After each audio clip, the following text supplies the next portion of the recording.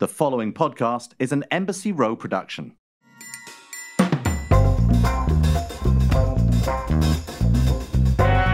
It's midnight somewhere, people. In fact, it's 5 o'clock somewhere, always on the Shaken and Stirred Show. Welcome back to another episode with my co-host, Tom Astor in Oxford. Hey, Tom, how are you, mate? I'm very well, thanks, Nigel.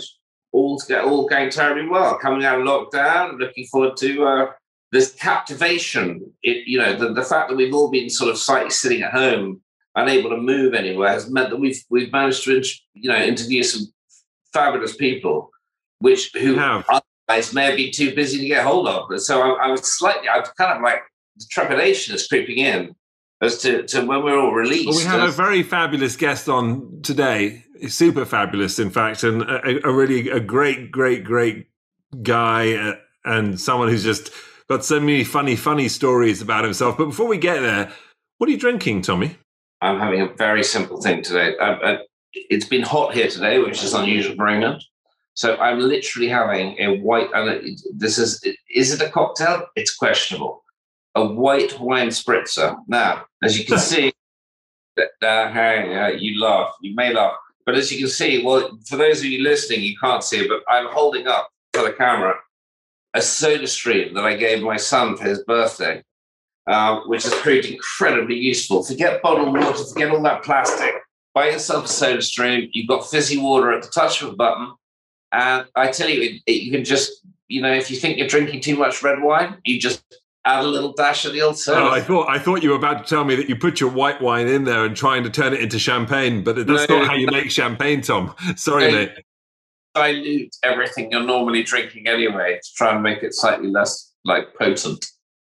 This is only because he's 5 hours ahead and we're recording this late into the night. So while it's only sort of 5 o'clock here in New York City, it happens to be 10 o'clock or plus that in the UK right now. So Tom's on his 10th spritzer at this point. So don't feel too sorry for him. I'm just on the spritzer now. I mean, I'm just on the fizzy water at this stage.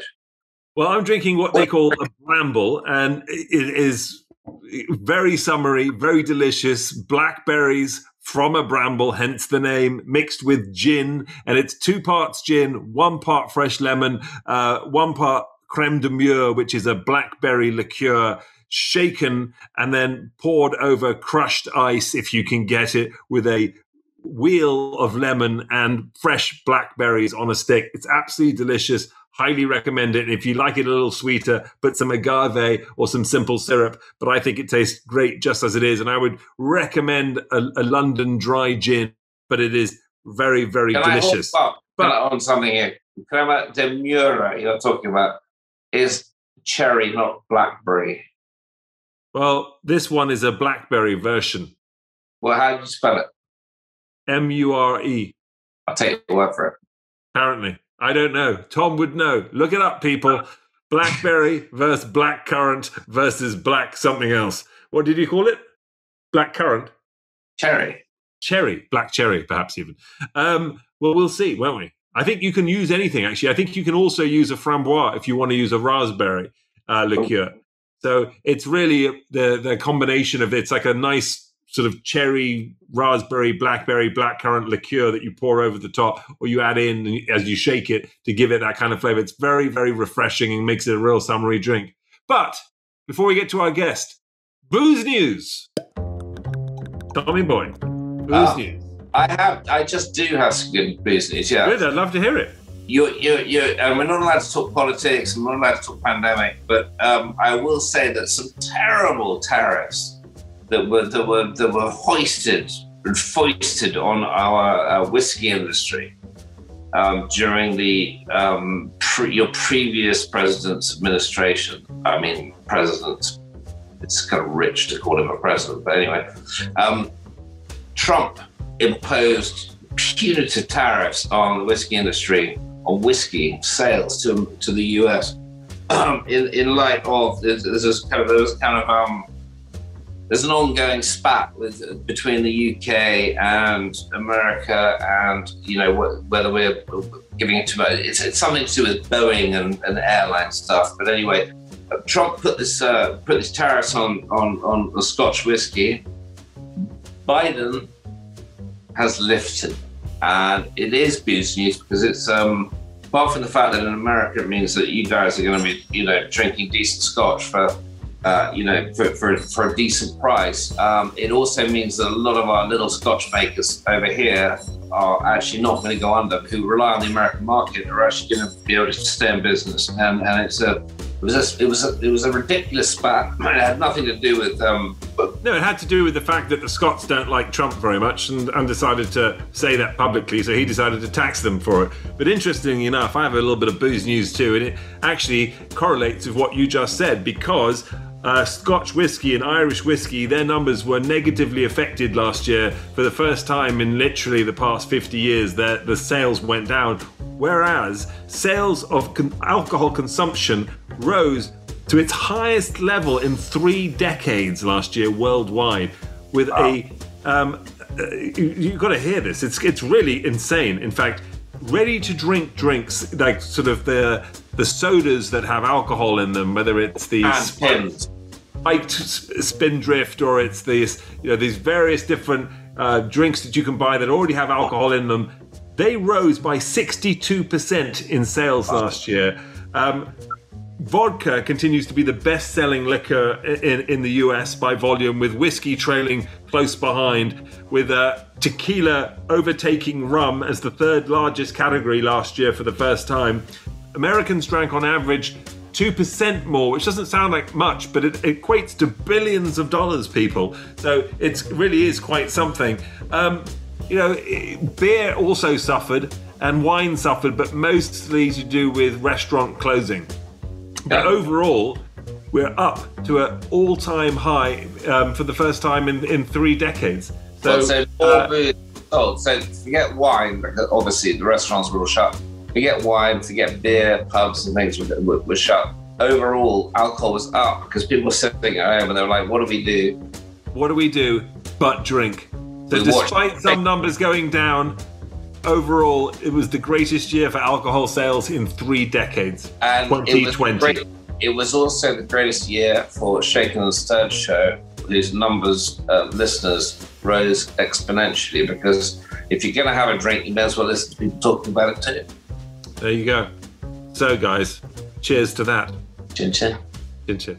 Our guest today might be the busiest man in Hollywood, but he still has time to swing by the Shaken and Stirred show and have a drink with his mates. An incredible actor, boxer, fighter, father, and friend. His bio goes on for pages, but you'll know him immediately for his movies and shows like Marvel's Captain America, Zero Dark 30, The Purge, Kingdom. God almighty, if you looked at his list, it just goes on and on and on. It's almost boring, except it's not. Please welcome Frank Grillo. Frank, how are you, mate? I'm good. How are you guys? So good. So good. Rather excited to have you on. Every time I speak to you, I just kind of like, I don't know how you get the energy, because it doesn't matter what time of day or night. You're like sort of energized, like sort of almost like you've got an electric plug stuck up your butt. I do. It's from the time I wake up at 5:30 and until the time I go to bed. Yeah. And then I collapse. I just totally collapse. Yeah. Well, listen, what are you drinking? I'm drinking my daily rosé. And today I'm drinking, it's called Yes Way Rosé. And it's actually very good, from Provence, France. And I like it during the day. It looks like it's the right color. Nice and pale. Yeah, it's pale. It's very dry, and I put a little ice in it to make it seem like I'm hydrating. We call it lady petrol over here. Yeah, no, we do too. Yeah, good. Okay, that's a transatlantic thing. Yeah. Yeah, excellent. Oh, and then the other one is the have you heard of the Whispering Angel? Yeah, I love the Whispering Angel. Yeah. And the story about the funny thing about Whispering Angel is I could go down the street here to Gil Turner's. It's $30. But if I go to like Ralph's, it's $20. So I'm a little skeptical about the Whispering Angel. Jesus. Well, it's way more expensive here. And I tell you, there's a story behind the Whispering Angel. The guy who owns Vineyard was called by a friend of his, an American, who rang him before the summer. This is a year or two ago, and said, I want you, and put his order in. He said, I want to order 20 cases for the summer of that. He called it Screaming Bitch. And the guy said, well, it's what you mean, my Whispering Angel? He was like, well, you call it that, but I call it Screaming Bitch. you know, why the name change? He said, because that's basically what my wife turns into when she drinks. By the way, it's very true. It's so true. So true. So the question then is, Frank, how come, as if it's Lady Petrol and turns people into a screaming bitch, it's your drink of choice, my friend? You know, it's so funny that you say that, brother, because I've taken a lot of ribbing for drinking rosé, but I don't really give a shit because I really like it. I find that in the summertime, it really gets me a little bit happy, and it's easy to drink. And you know what other wine? I mean, I normally don't put that many ice cubes in it, but I'll throw a couple of cubes in it. You know, it's fine. It's good. Listen, no one out there is really going to call you a pussy, I don't think. Right? You know what? You know what? Who gives a damn if they do, right? Yeah. That's what I say. And last time I saw you, we were on doing some other interview. You had tequila. You were drinking tequila at that time. Yeah, I cut the tequila back, not out, but I cut the tequila back. You know, because during COVID, I got really comfortable with drinking at like 10 o'clock in the morning. You know what I mean? It's like I train early. I train from like 7 to 9, sweat a lot, and I come home and I'm like, well, what am I going to do now? You know, it might as well be midday, I guess. And so I've had to kind of ease back. Now everything's open, so it's better. Listen, is it kind of un-Hollywood to drink? Because you know, there's a lot of people in Hollywood when we talk to them, and we do a lot of interviews with people in Hollywood, and it's like the New Yorkers all drinking, right? And then the people in Hollywood and in LA, a lot of times they're like, it's my coffee. Well, I used to drink, and then they have a story, but they're not drinking. They're drinking some sparkling water or Spindrift or whatever it might be. But you just, you know, straight up have a drink. It's pain. You know, it is kind of painful in LA a little bit with people between listening to how they stop drinking or they're vegans, which I don't mind either, but I don't really need to hear about it. Well, how you know the old adage? How do you tell a vegan when you meet a vegan? They'll tell you. Exactly. Yeah. You know, like I eat meat. I like to eat a lot of meat. I eat red meat and white meat and all kinds of meat. And my friends who are vegans, I see them staring at me when I'm eating it. And part of them hates me for eating it. And the other part hates me because they can't eat it. And it's a very interesting thing. I hate you for many reasons, Frank, but none of those. Cheers, by the way, mate. That's why we're friends. What are you drinking?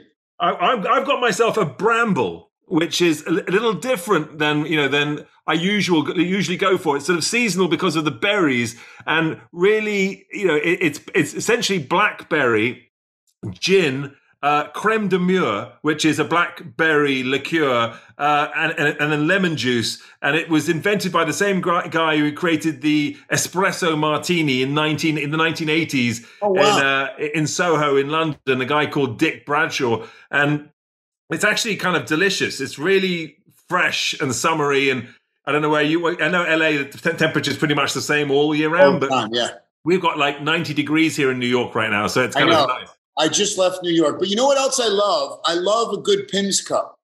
Mm.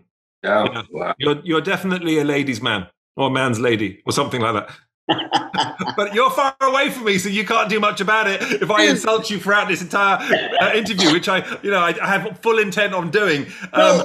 Is that more of an effete cocktail? No, it's not really. It's fine. Nige is just feeling under pressure at the moment because you got better hair than him. Are you in London? I'm in Oxfordshire. I'm in the Cotswolds in Oxfordshire. Wow. We've got Oxfordshire, we've got New York, and we've got LA all on one podcast right here, right now. We're taking it all around the world for you. And, you know, guys, everybody out there, people are always on time for the Shaken and Stirred show. But when Frank Grillo gives us the sort of early warning that he wants to be 45 minutes late to the podcast, we're like, you know what? It's just extra drinking time. No, let me tell you what happened. So I had a meeting this morning, and I have to take my dogs all the way an hour and a half to this canine special. I have these Cane Corsos, 2 of them. And I've been traveling for like 4 hours. I actually got back here about 2:15, but I'm like, I don't want to take the chance of only pushing it 15 minutes and then like missing that. So, but I'm here. I made perfect. it. Perfect. No, you're here. We couldn't be more delighted. I was, just quite frankly, as I said, it just made us have longer period of time to actually have a drink. You're welcome. And Nigel just got his quite frankly comment in, which I think had to happen at some point. He missed it, but anyway, I got it. No. There'll be a few of those. I'm working on getting in grilled cheese as well somewhere at this point. I mean, it's probably going to be the name of his next movie or the movie of his life or something. It's probably going to be called Grilled Cheese, but that's a whole other thing. Before we move on, I want to talk about your fashion. Everyone who can't see, you should be able to see. But this is actually available, by the way, on YouTube as well. But he's wearing what looks like a sort of paint splattered jacket. No, it's it's like a doily or something. You pretty boy, former model, and I do love all those photos. This is just this is not John Varvatos' kind of new paint splashed blazer that they gave me. Oh, that's very nice. And Varvatos no longer works for Varvatos. I know. So it's not him that's doing that. That's what All Saints. Somebody's doing it for him. Yeah, All Saints. I think as long as they still give me free clothes, I'm okay with them. No, for sure. Well, I think they'd have to give that away. But anyway, we'll move. Oh, look at that. Who's that? That's Meghan Markle. Meghan Markle. Very, very similar shirts, Frank. You and Meghan Markle. Is that Meghan Markle? Yeah, during her Oprah interview, it looks like a bird shat on her. In your case, it looks I like just had more birds. Jackson fucking Pollock came back and hey, look, I stay there. Wait. So I'm a neophyte Jackson Pollock. Hey, there we go. Yeah. There's one down there too. There we go. Oh my God! What you're not meant to do is put your black jacket on and roll on it when it's still fresh. Okay, just giving you the heads up. Next time. It really is ugly. And I'm wearing it with what they call a guinea T-shirt in New York. I've heard it called a lot of things, but I won't go there because we're not all white beater. Yeah. So, yeah. But heaven forbid. Heaven forbid. Frank, I want to take you back. I've spoken to you a few times. You're such a charmer. But I want to know about you as a kid. I think a lot of people are interested. You growing up as a young boy, where were you? Where did you grow up? What was that childhood like? Until I was about 13 or 14, I grew up in the Bronx, New York, and which was a very kind of Italian, Irish, Jewish community. And my mother had me when she was 17 and a half and had no idea what to do with me. So she would never let me out of her sight. So the first 15 years of my life, I was like a prisoner, holding on to another prisoner in jail. And everywhere she went, I had to go. So it was a really kind of, and later on, it kind of screwed me up a bit because she was so overprotective because she had no idea what to do. Wow. And, as I've gotten older and kind of, studied things, I listened to Gabor Mate, who's a great general practitioner who does a lot of child psychology stuff, and you'd be amazed how much my mother screwed me up by being over. Now the rosé makes perfect sense. There you go. And I go to another guy. I do a lot of breathing stuff, and he said to me recently, he goes, you have a lot of female energy. And I went, wait, what? He goes, you do. You have a lot. You're very sensitive. You have a lot of female energy. And I said, don't you ever repeat that again to anybody. You know what? It's funny. I mean, what is it about boxers in general, like the fighters? There's always often Mike Tyson has a lot of sensitivity to him too. It's like, he's like one of the most aggressive fighters on the planet. Yep. But and I know a lot of boxers because of the dog pound and everything else, the gyms I work at. And the guys, the tougher they are often on it, they're actually the softer and the gentler they are simultaneously. Yep, I agree. I know a lot of fighters and MMA fighters and boxers and even athletes like football players and stuff. They are very childlike and very sensitive. And a lot of them are a bit I'm like, wow, you're a bit feminine for a boxer. but they're not. And you're like, say that to my face. Say that to my face. And hence they became a boxer. And there you have it, people. The secret to becoming a top boxer or MMA fighter is, when you get insulted for your feminine side. Yeah. So you as a kid then, so you're brought up by your mum. Yeah. In the Bronx. I remember when I was a kid watching a movie about the Bronx. It was called Bronx Warriors. Do you remember that movie? No, I don't. It was a terrifying movie that was made New York and the Bronx seem absolutely petrifying, with gangs roaming it and all of that. Was that what the Bronx was like when you were a kid? In the 60s and 70s, before me, in the 60s, the Bronx and the South Bronx specifically was a bad place. It's a bad, tough place. And then it got a little bit gentrified, not much, but always remained kind of very blue collar. And, I'm sure there are parts of London that are very similar, East London and stuff. It's people work for a living, and everybody's kind of at the same level. And it's not fun. It's not a fun place. You know what I mean? It wasn't a fun place. Because I'm going to say, because I think that the version, as an Englishman or as someone who thinks about the Bronx, not to say one romanticizes it, but you kind of do, in as much as it has this connotation. It is blue collar worker. It is tough. It is, not an easy grind. People say if you make it in New York, you can make it anywhere. But the Bronx is like the hardest place on the planet. No one's making nothing over there. They're all trying to escape.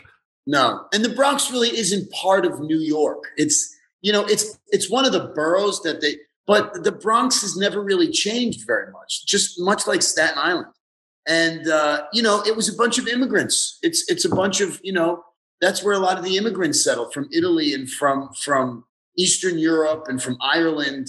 And they just kind of mixed in together. And they actually, there's a lot of like interracial marriages there, a lot of Italian Irish and Italian Jewish and blah, blah, blah. So it's a cool place, but it's not a place where a lot of people stay there. It's very myopic. Yeah, no, for sure. And so you're living there, you're growing up there. At what point are you, I'm going to act? I mean, someone who comes from the Bronx is not thinking they're going to become an actor and going to Hollywood. To me, listen, I played sports my whole life. I never went home after school. All I cared about was football. I wrestled. I played lacrosse. I played everything. I mean, I always was playing sports. Acting is for, those other weirdos. Even when I was older, in high school or even in college, I started to like wonder what it was, but for the wrong reasons. It was like there's girls around it, and the guys that were involved were not very. It was easy to steal their money. So it was like this might be fun. So for me, it wasn't later on where I even thought about acting. I wasn't one of those kids who was like, oh, I want to be an actor.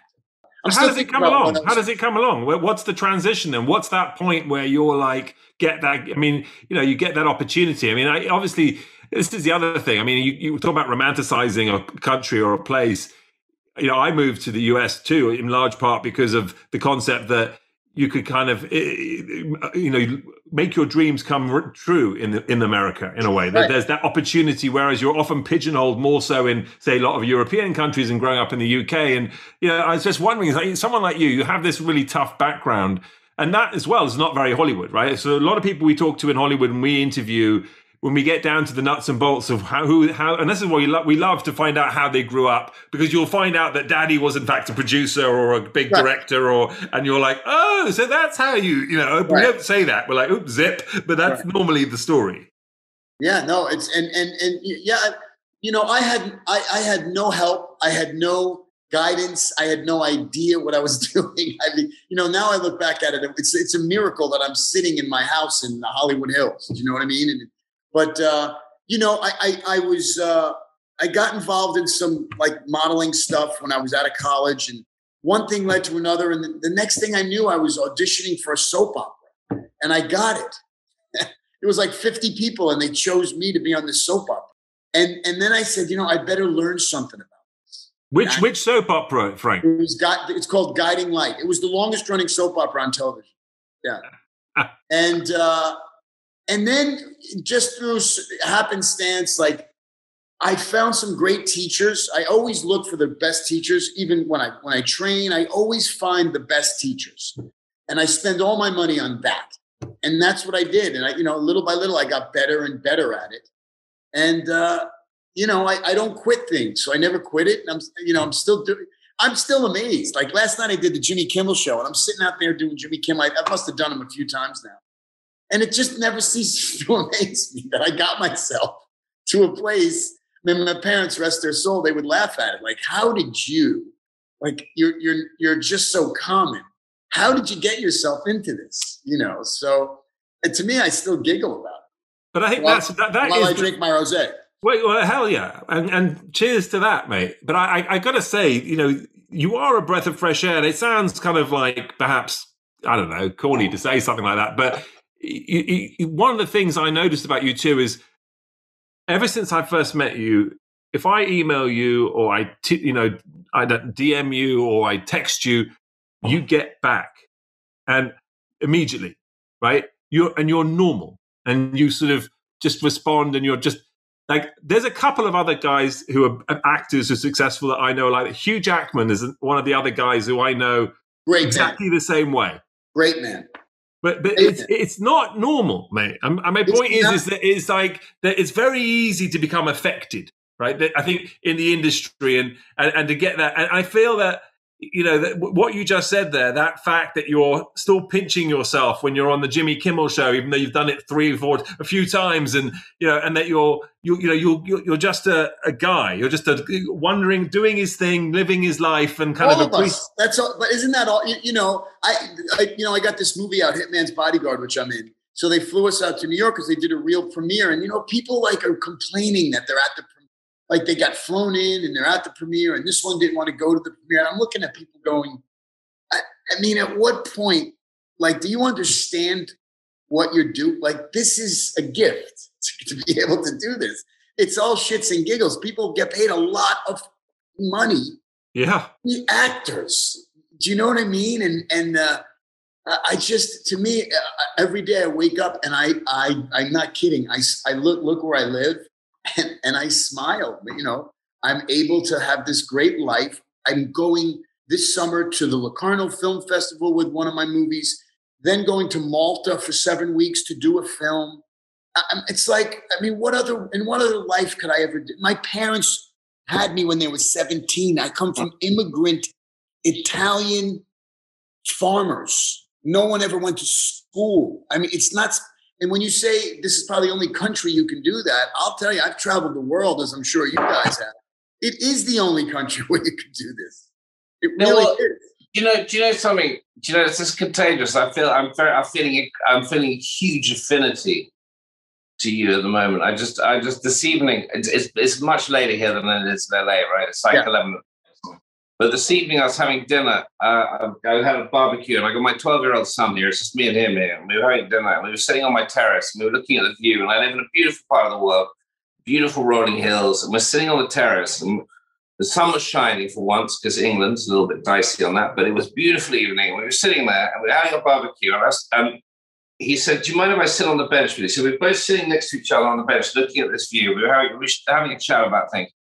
And I said to him, God, we're lucky. I said, I mean, seriously, imagine how many 12-year-old boys there are right now, or men, 48-year-old men like me, sitting down right now who are having their dinner without this view, without this just being here. Like, how lucky are we? And I said, and I turned around to him, and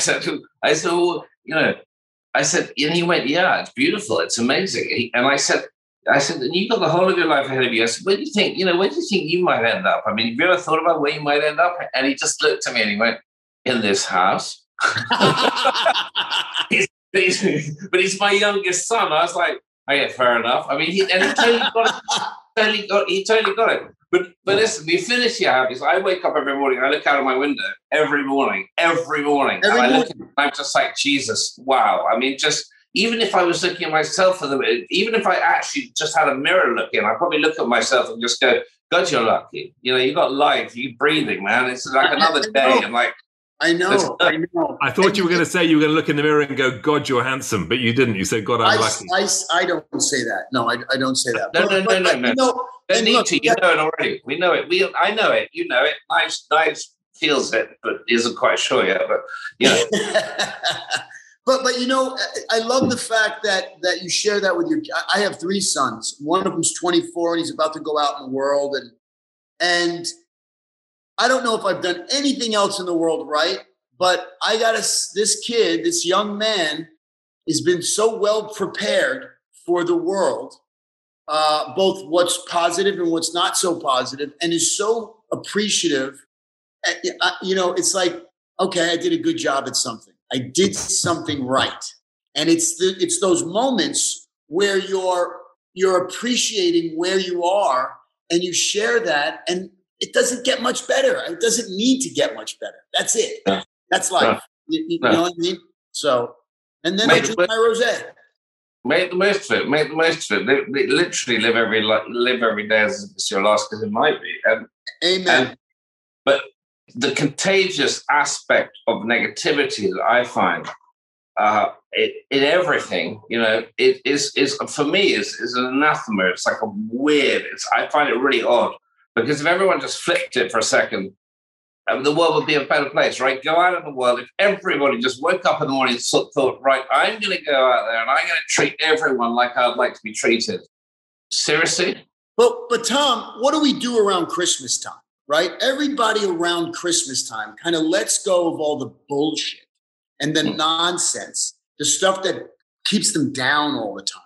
And they I call it the Christmas effect. And people start to be kind to each other. And you know what? They start to be kind to themselves.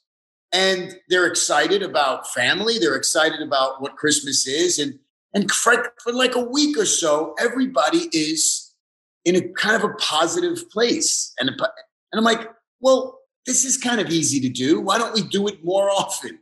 You know, it'd be a lot nicer. You know what I mean? So, and why doesn't it? Because I can't even read the news anymore. Why is it the glass is so half empty? I mean, I find this every day on a daily basis. I mean, I just go about my life like there's too much money in it. That's why I think there's too much money in negativity. There isn't much money. No money in positivity. Like if you look at the news, people tune in to hear what's just got broken, what's just got smashed, who's just got killed, what's just gone down. No one, you know, good news is like not news. It's sort of, you know, that's like not, and it just doesn't make the news. It's just not a thing. So it's so true. I recently got off Instagram. And I wanted to talk to you about this actually, because you are someone who ping pongs on Instagram. It's a big part of my career, right? Of your brand or what, you know, whatever that word, whatever you want to call it. And so I recently just stopped cold. I was like, I'm getting too involved in this, and I want to just make a little experiment and stop all social media. And the initial thing from a publicist is what are you doing that for? You know, stay on, you know, it's really good. I'm like, stop. If I need social media, and it really does have an effect on my career, that something's wrong, right? Let me just try this. I have to tell you guys, it's been a couple of weeks.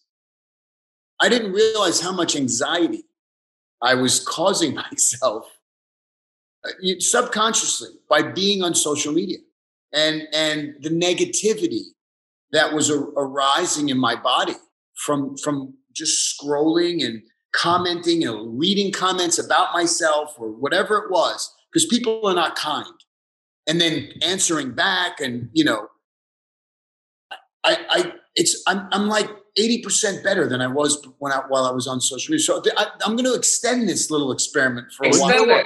You should do what Tom does.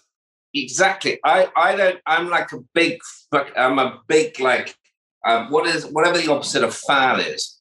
I am like the right. I don't do social media.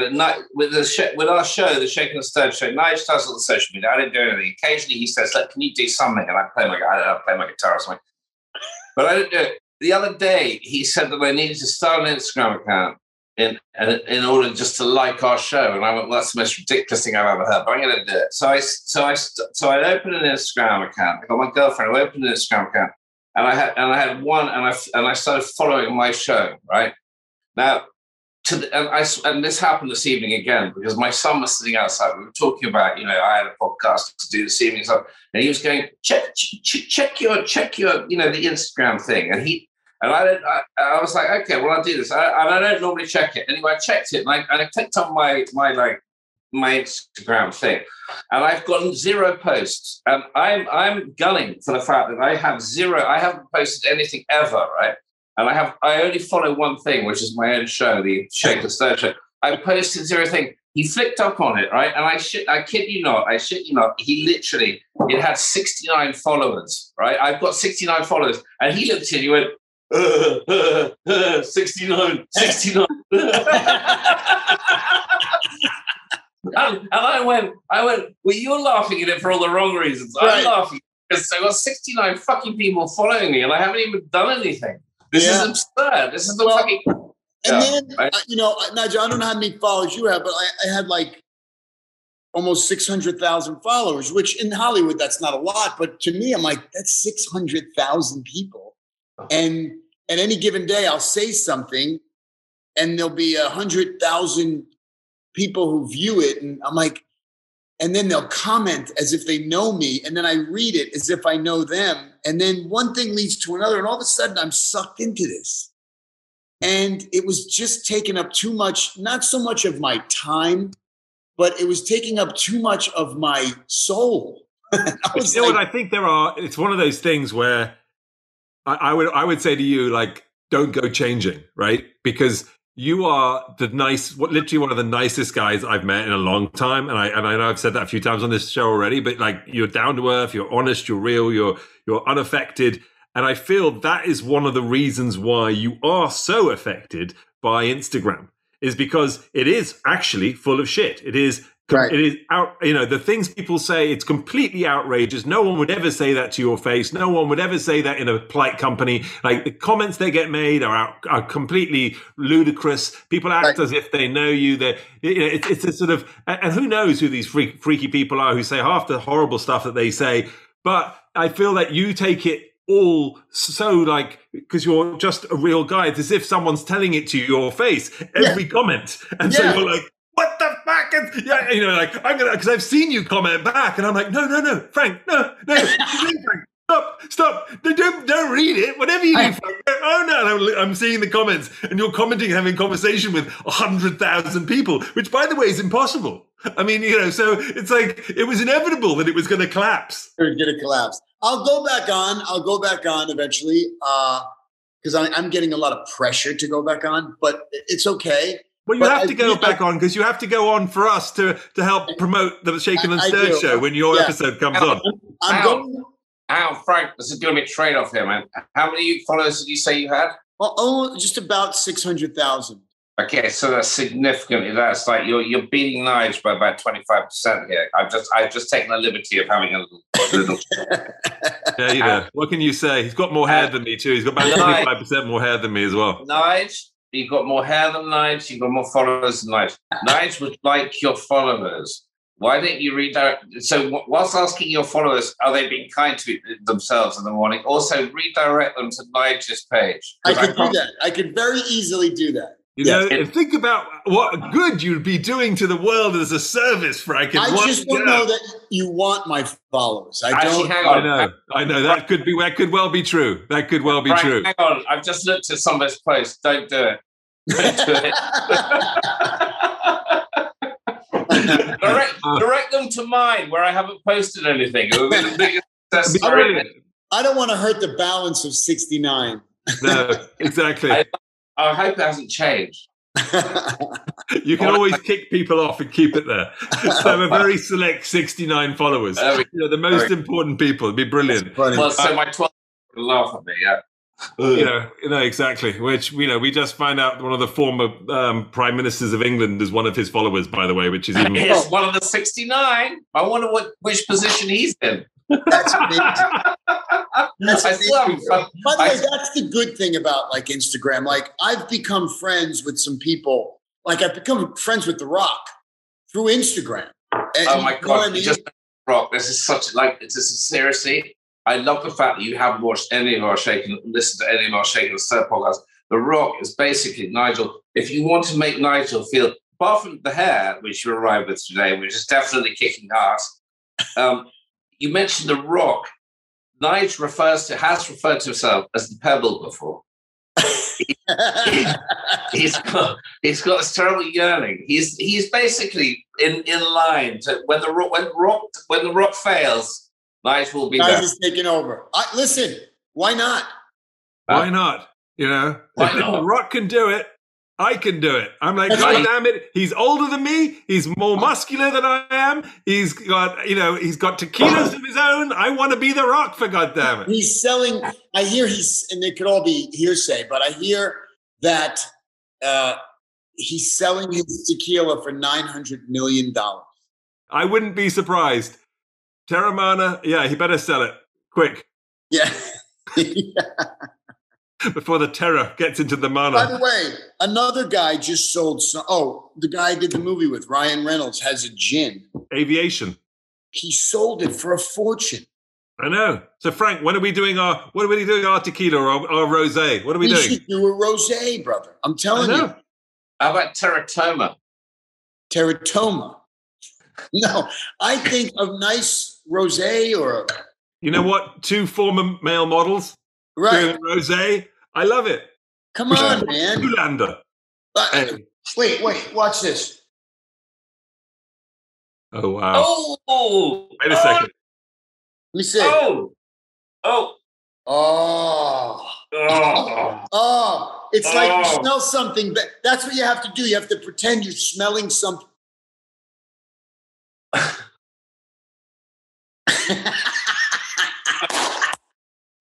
Oh yeah. That, my friends, was Shalimar. My signature move. I'm glad that everybody's lost sight of the fact this is a fucking podcast. So the last 5 minutes is just a grunting and laughing, and no one knows what the fuck. You're sitting in your car on the way into work. You're just thinking, but we're having fun. Oh, we're having fun. You guys are going to have to watch the YouTube for this, I'm afraid. This is one where you definitely got to watch it, touch it, feel it, smell it, because it's Frank Grillo. And trust me, it's pretty stinky what's going on over here. Frank, dude, we haven't even got into films, movies, everything else that you bloody well do. We're just chatting and shooting the breeze. Hitman's whatever, bodyguard. Exactly. Number 2, though, right? It's like the second one. Hitman's wife's bodyguard. It's a pretty complicated name. Hitman's wife's bodyguard's daughter or something. I didn't see number 1. Great. I promise to see the number 2. Only because you're in it. It is what it is. It's Sam Jackson saying the F word about 600 times. They blow a lot of things up, and it's 90 minutes. And I actually like movies like that. I fun. actually really It's enjoy fun movies vibe. where things get blown up everywhere. My wife hates it. I love it. I know it's fun, and Salma Hayek is great, and Ryan Reynolds is funny, and Banderas is in it, and Morgan Freeman makes an appearance. More importantly, I got to go to London for a month, and I got to go to Croatia and Italy. So there you go. Amazing. But you've been really busy. I mean, you are, even during the pandemic, you had sort of multiple movies going on. Yeah. You had, and this year, 6 movies released? Or is that's less than you got? So here's the deal about being a blue collar guy. You think, and my father instilled one thing in me. Well, 2 things: drink a lot, and the other one was you put your shoes on in the morning and you go to work. Like that's what you do. You work, right? So I get offered all kinds of movies, and I take probably a quarter of them. And it turns out that then there's like 6 movies coming out or 7 movies coming out, and it's actually bad. My agents actually said, you got to stop because you dilute yourself. And I'm like, dilute myself? I'm making a living. What are you talking about? I mean, Sam Jackson, for instance, must be in every movie ever made. I think the guy's been in every movie since Gone with the Wind. But they actually said to me, it's actually hurts you to work too much. I'm like, well, then I don't know what to tell you because I got an ex-wife, another ex-wife, and a girlfriend. So yeah, you've got bills. I get it. Yeah. So, but I thought that was interesting. So, how does one choose? How do you choose then? What movies are you? I mean, look, are they sort of saying, "Be careful, dilute yourself, don't do too many movies," or is it the kind of movies, or what? How does that? Yeah, I could make a lot of money working for 2 days on a movie that's kind of low hanging fruit. A lot of money, like more money than my father made in his whole life, right? And for me, that's kind of fun. It's 2 days, but you can't do too many of those. You really can't. So, like right now, I'm doing a movie with Juliette Binoche. Yeah, and Morgan Freeman. But this is a serious, dramatic movie, and we're there for 3 weeks, all of us. And I'm not getting paid, and it's great. It's great for me artistically and creatively, but I got to get paid. I never heard of either of those people. Are they? What's You've that? never heard of Juliette Binoche or Morgan Freeman? Morgan Freeman's in every movie that was ever sort of cast as well. That's what I mean. Fucking joking, right? Christ! Sometimes I'm not sure with you, Tom. He's like, Frank, I got to check. I got to check him in my education just to make sure that he hasn't lost that English back. I think, of course, I've heard. That's fantastic. Why aren't you being paid? Because these movies get made because the scripts are great, and they're not movies that are going to go in the mainstream necessarily.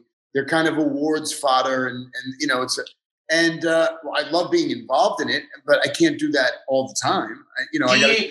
Can I ask you something? So with something like this, right, which sounds like a sensible thing to be doing? I mean, you're two great actors, right? Yeah. I mean, Morgan Freeman and Juliette Binoche, they're wonderful actors. And you yourself, you've proved yourself as an actor. Yeah. With something like this, is it like script-based? Do you read the script? How do you decide which movie you choose? Well, if I read a script like this script, it's called Paradise Highway. You read it and you immediately know that it's above and beyond anything that you've been reading, right? And you're like, wait a minute, this is a great piece of material. It's a great script. You're on page 2 and nothing's blown up, basically. Nothing's blown up and I haven't killed anyone. Unbelievable, right? Yeah. And I don't have to be the anti-hero or whatever the fuck they call me. And then they say it's the Juliette. villain. I say, who's playing my sister? And they say, excuse me, Juliette Binoche. And I'm like, I'm in. Yeah. At this point, can I ask you a question? At this point, do you know who's directing it? Yes. Or not? I was just going to say. Then the next thing is usually a script will come to me with a director attached. So I know this. And this woman is she is a European director. She's directed several smaller films, and I watch the films, and I'm like, I love. You love it. What she does, and she's. Is that a real? So forget the Morgan Freeman, forget the Juliette Binoche, right? For you, is that what dictates whether you want to be in a movie or not? Is the script and look at the work of the director? Is that what? Yeah, because it doesn't matter how many movies have we all seen with a bunch of great actors, and it just doesn't work, right? Yeah. It doesn't look good. It doesn't sound right. The direction is choppy, and it just doesn't work. It doesn't matter how good the actors are; they can't save the movie. Right? They're just spokes in a wheel. At the end of the day, it's the director who's got to edit the movie and put the whole thing together. And so, yeah, it's the director. But I'll be honest with you too, Tom. Sometimes I get offered an astronomical amount of money for me. And I'm like, what's it about? And they're like, we're going to send you the script. I'm like, how much is it? And they'll say it. And I'll go, I got to tell you guys, unless this thing is the biggest piece of shit that I've ever read, and I can't get through the first 10 pages, I said, you're going to have a hard argument because I can go away now for 4 weeks and make enough money where I don't have to worry about any of the bills, at least for the rest of the year, just on this one movie. And then I can go do whatever I want after that. So there's that, there's money. Well, let me play devil's advocate though, Frank. So on the opposite side of that then, for example, in a movie like this, why do you think they came for you? I always ask that. I actually talk myself out of. I try to talk myself out of things. Phil Noyce, the director Phil Noyce. Sure. He was directing a movie with Hilary Swank, Brenda, another beautiful British actress. I think she's won a BAFTA and an Oscar. And they wanted me to play Hilary's husband. And I'm like, why? I said to Phil, why? Like, why me? And he said, well, because I don't want the guy who you would imagine the guy to be. And you're that guy. I don't imagine you to be this guy. I don't want the guy that everybody thinks would be the guy. And I'm like, okay. And he goes, and I'm going to get you to do things that you don't feel comfortable doing. And that makes me excited. And it's Phil Noyce. So I'm all in. And I went and did the movie. No, 100%. 100%. Yes. I mean, it's interesting because you see someone like The Rock, for example, you talked about him earlier, and I've never really seen him in a critically acclaimed film. You know, he's one of probably the highest paid people in Hollywood. He's the highest. He is the highest paid, right? So, but you know, and his films are all kind of, you know, slightly crass, bombs going off, you know, bodybuilding, kind of crazy fun, you know, goofy blockbusters. But there's not like, he's not doing the sort of serious movie critically acclaimed with Juliette Binoche. So, you know, is it something, and does that play in your head too? Does that play in your head as a decision-making sort of thing where, well, actually, if The Rock didn't have to do it, then why should I? One. And then two, from, you know, because maybe you are thinking the paycheck, which I'm sure The Rock was as well, as a former wrestler and growing up the hard way and not having everything given to him. He's thinking, well, actually, I need to pay the bills and I'm doing pretty well, thank you. Because, you know, I can't even imagine The Rock in a serious movie. No, now you can't. And so I've by design, and I've done a bunch of smaller movies.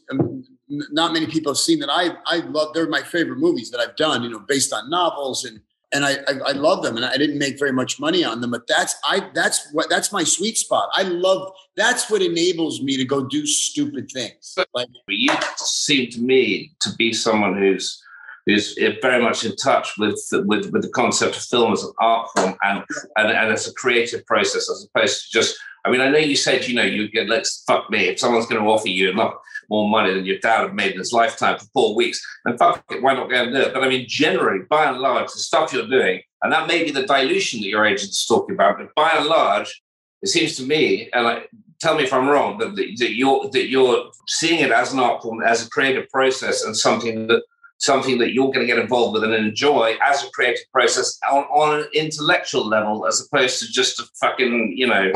Absolutely. And I'm going to tell you something. When I do take the money, 9 times out of 10, there's an emptiness. There's an emptiness that follows along with that, having to do that job. And the few times that I've gotten myself in a little bit of a pickle because I was frustrated and maybe angry, and I see people not working hard and it's because I took the money. And so you can't blame the people. So I got to temper myself and go, okay, you chose to do this with this kind of a group, so you can't expect everyone to take it the same way. Expectations need to be realistic in life. So you formed your own production company, War Party, right? Yeah. So are these movies now, like, is the Juliette Binoche a War Party film? How do you decide then what you're doing, what War Party's doing, and all the rest of it? So War Party, Joe Carnahan, my partner, who directed and wrote The Gray and Smokin' Aces and Narc. Our mission statement is to make genre films, is to make thriller and action films, but elevate them, to make them with heart, to make them so that people who are cinephiles could sit and watch them. Like The Godfather. Like The Godfather. It's not about blowing shit up. It's not about it's no, buckets of blood. It keeps you on your seat. It's edgy, but it says something. And so you can make movies like that. And that's what we kind of try to do. We just made a fun movie called Boss Level that came out with Mel Gibson. Hulu. Yeah, on Hulu. And look, we pulled in Mel, we pulled in Naomi Watts. We get some top tier talent. It's a fun ride. It's got a little bit of everything, a lot of action, a little bit of comedy. My son is in the movie.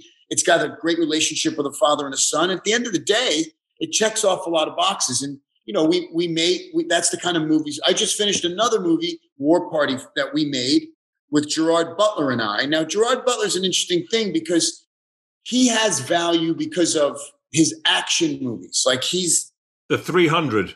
Yeah, he makes Gerard Butler movies, right? Yeah. That's it. That's what he does. And we took him, and he's part of an ensemble in this film. But we took him because, and Tom, you'll appreciate this, in the world of film finance, there is a foreign film finance model. And in that world, there are people with value. Now, if you were to come to me and have a film and you say, I want Gary Oldman, I, as a foreign film guy, would go, well, Gary Oldman doesn't have much value. Now, Jason Statham, he's got a lot of value. Well, I'd say, but it's about a British guy who was a physicist, and yes, but Jason Statham can do that. And so it has nothing to do with anything except some made-up foreign film value that actors who are not necessarily, it's not a meritocracy, okay? So guys like Malkovich or Gary Oldman, they don't have value. And I say, wait a minute, these are some of the best actors on the planet. So the whole thing is ass backwards. It really is. That's why you see movies with these guys. They're really not very good actors. They get the movies made. You know, so Jason was also a male model, by the way. Was he? Jason and I used to model together in Select in London. That is hysterical. So it all comes back to Magnum and Zoolander, people. There you go. You don't realize. And I love Jason. No, I love him. I did a movie with him. I love him. He's a great dude, and you know, he does his thing. I get what you're saying. No, it is. Of course, these guys. There's a value associated with being able to sell a movie regardless. Regardless, you know, you stick them in, and if someone's a great actor or not is somewhat irrelevant. It's the face, it's the name recognition. It's kind of sad, you know, because most things are based, at least sport is, you know, the best guy, may the best man win, right? It's not like that in Hollywood. It's not.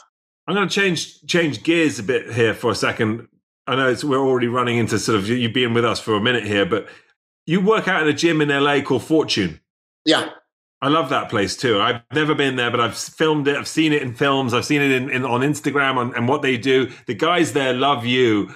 What is it about a place like Fortune, which is sort of a rundown-ish type of gym, a kind of ragged kind of place? It's not like some squeaky clean, beautiful spa type of cool place or whatever. It's like a real kind of, I don't know, it feels sort of salt of the earth almost. What is it about that place that drives you to go there? And how does Nigel get an invite? Sorry, Karen. Thank you. Oh, first of all, he's got an open invite always. Wherever I am, he can come ever. Oh, forever. There you go. But you know, I'm going to sound a little corny, but the reason why I go to that gym, first of all, Justin Fortune's been training me forever. I train with him every day. But the reason why I go to gyms like that is truth. And I know it sounds corny, but you can go in this gym. I can go in this gym, and it's the one place in this town in Hollywood where I can go, and for 2 hours, it's the most honest place that I can be. And I consider the people there my friends, and I don't have any relationship with them outside of that place.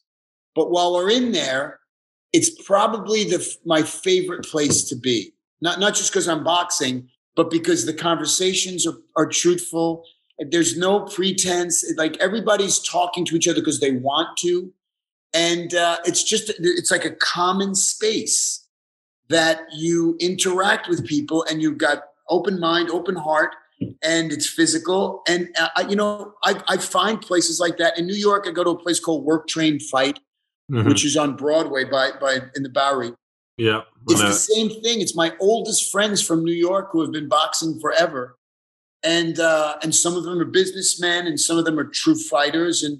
But everybody's the same when they're in these places. And I don't know what other thing there is out there that's like that. So I love it. To me, listen, it's so therapeutic. I know people overuse that term. If I come out to LA, I'm not a big gym man, but I feel that probably I'm getting to that point in my life where I ought to be.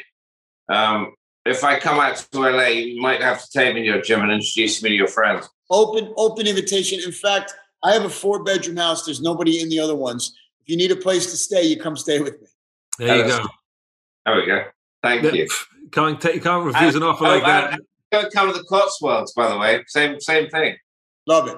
We're having a bromance here right now, people. We're all hanging out, staying with each other in each other's houses. And you guys are all both invited to my house in Woodstock anytime.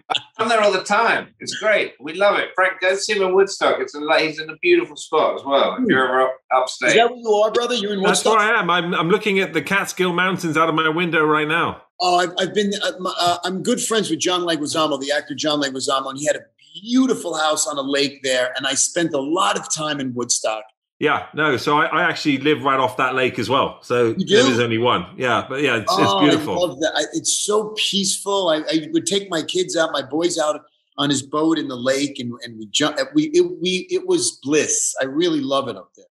Amazing. Look, you've got several movies that are out right now. Boss Man and Hitman's Bodyguard. What are you working on? What's the next thing that's going to come out? Where can people see you next? The next thing that's going to come out is a really cool film called The Gateway with a really great actor who's an actor's actor. His name is Shea Wiggum, and myself and Olivia Munn.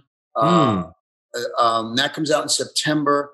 I got a film that's opening the Locarno Film Festival in Switzerland called Ida Red with Josh Hartnett and myself and Melissa Leo. Another one of those really cool movies.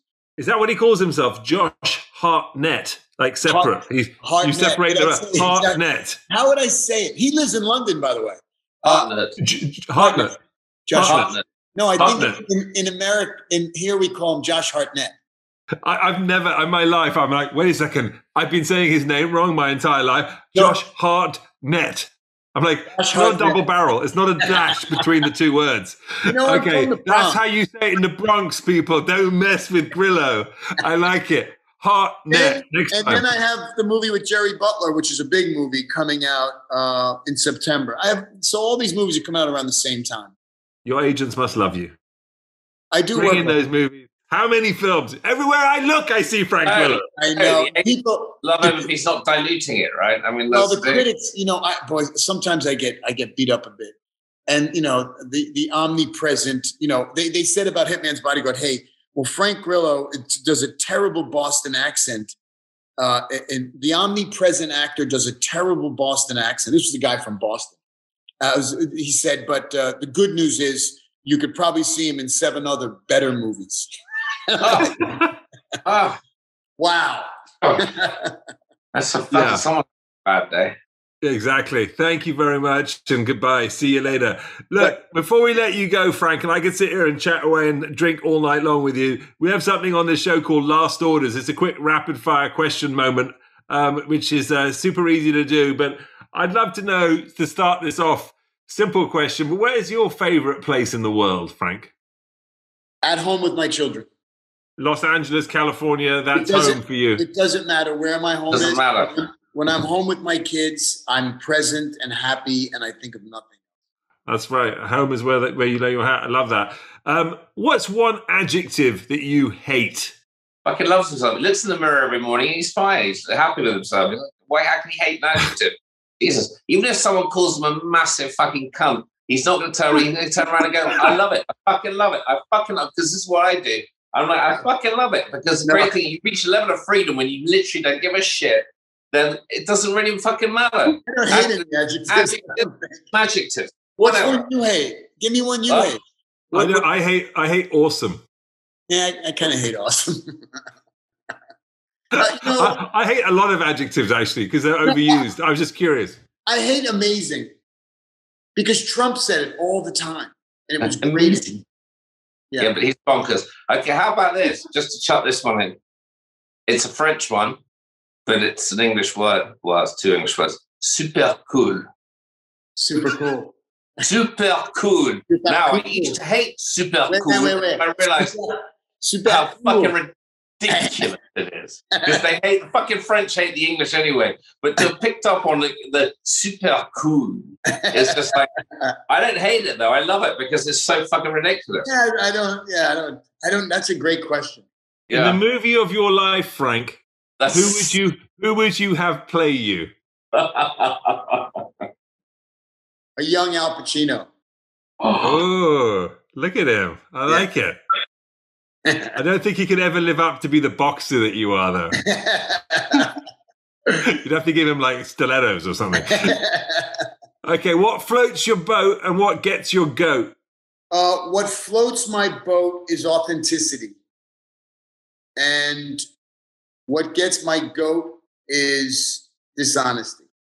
And the easiest one of all, the final question, Frank Grillo, shaken or stirred? Shaken. Always. And keep on shaking it, my friend. Frank Grillo in the house on the Shaken and Stirred show. Thank you so much for sharing your evening with us. We love it. Thank you very much. Check him out in all, pretty much on any channel, in almost any movie this year. I would sort of start to tell you the movie, but actually probably any movie. He be the guy that's the villain blowing things up. Yeah. If he's not with Juliette Binoche. And that's a whole nother story. Frank, my man, enjoy your evening. Take care, mate. We will talk soon. Yes, absolutely. All the best, fella. Cheers. See you soon.